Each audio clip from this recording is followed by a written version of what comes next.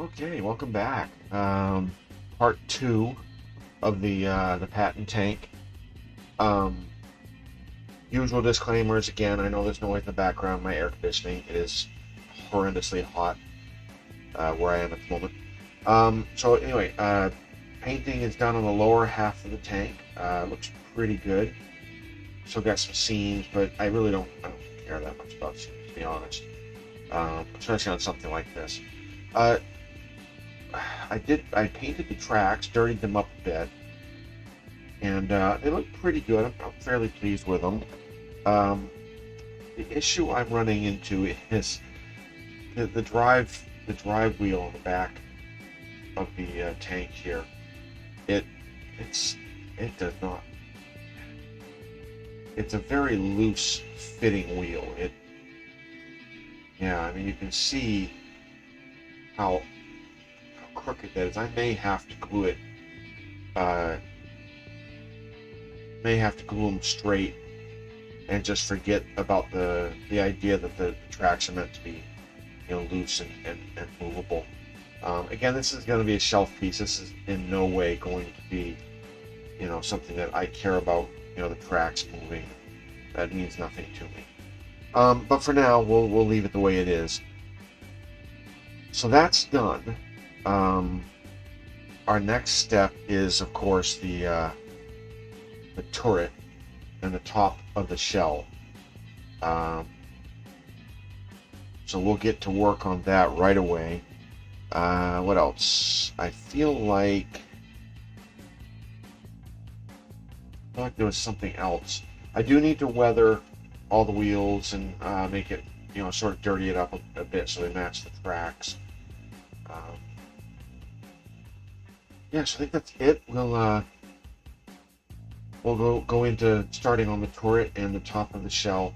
There's not a lot in this kit in terms of detail, in terms of instructions. So, I mean, once we've mounted the top half and the turret, at that point it's just details, and it's like the jerry cans and the barrel, of course, and all this really neat stuff.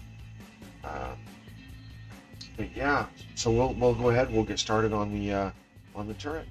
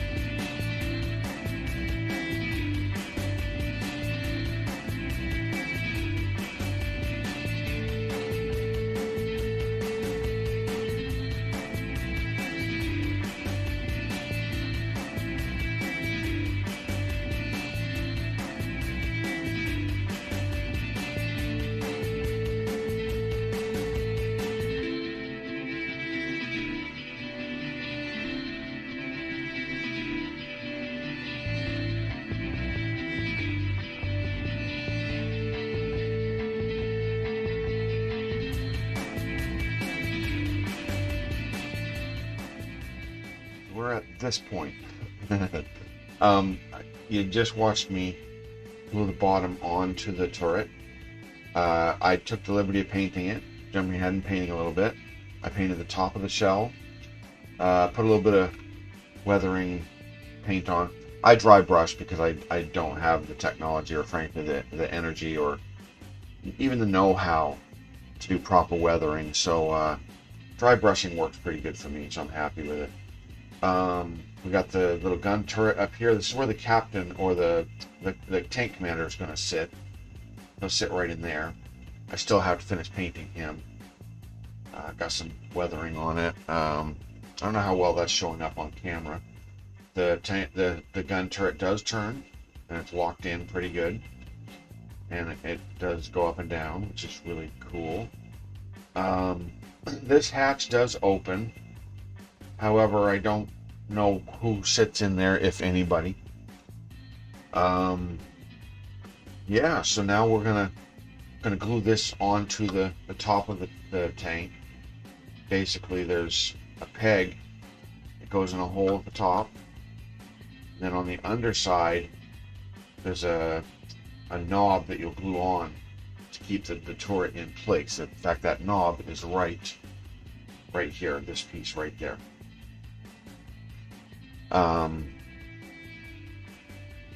Once that's glued on, I believe we glue the top onto the bottom of the shell of the tank, and it'll start looking more tanky. Before I do that, though, I want to put the driver in. I have to figure out how he's mounted. It's looking pretty good, I think. Again, I'm not really a tank guy. You know, lucky for me, I know what they look like. I mean, it's a tank. Not too bad. I'm fairly pleased with the weathering on this part. Again, I don't know how well that's showing up on camera. So, I'm going to mount the driver, and then we'll glue all of this into place, and we'll move on from there. So we will be right back. All right, there he is. Again, not sure how well that's showing up on camera. There he is in his driver's seat. And I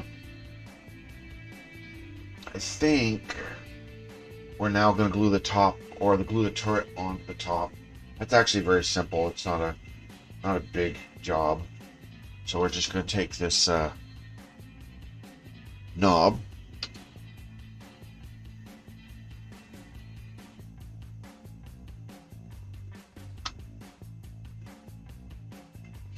we're going to take a little bit of this wonderful model glue that I bought.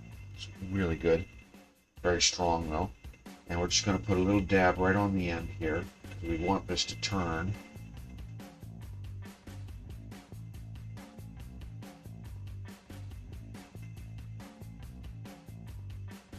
Just a dab. This stuff is so powerful. All right, push that on. In theory, let that dry.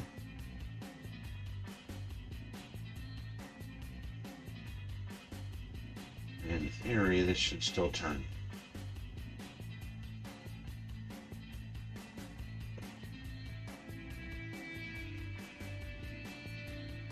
All right, we're going to let that dry for a few minutes, and then we will glue the top onto the bottom.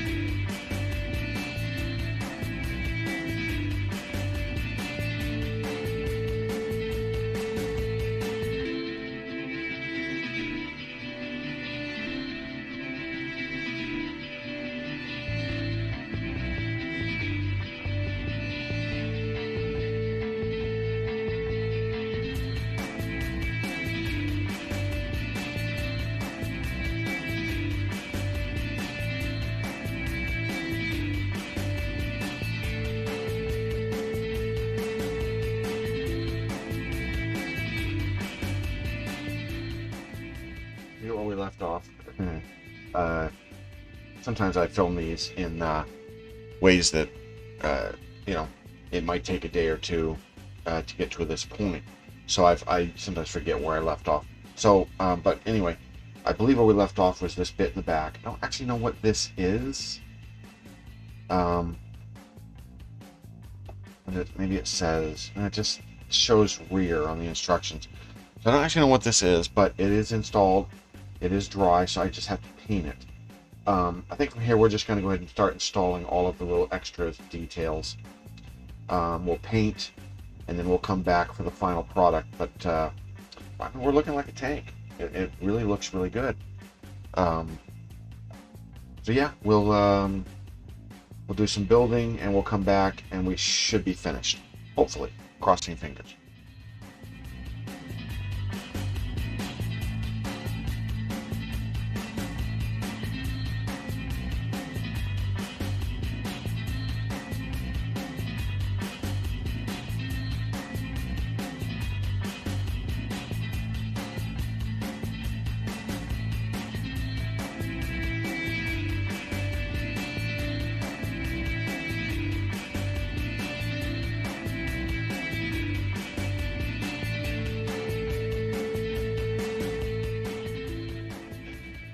Okay, all those parts are glued on. Looking pretty tank-like. Of course, it is missing the one thing that makes it a tank, the barrel. So we're going to put that on next. We will finish the painting and decals, and then we're done.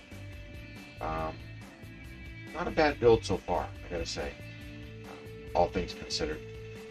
Went together very simply. A few fitment issues here and there. So anyway, yeah, we'll finish it off, do the decals, and we shall be right back.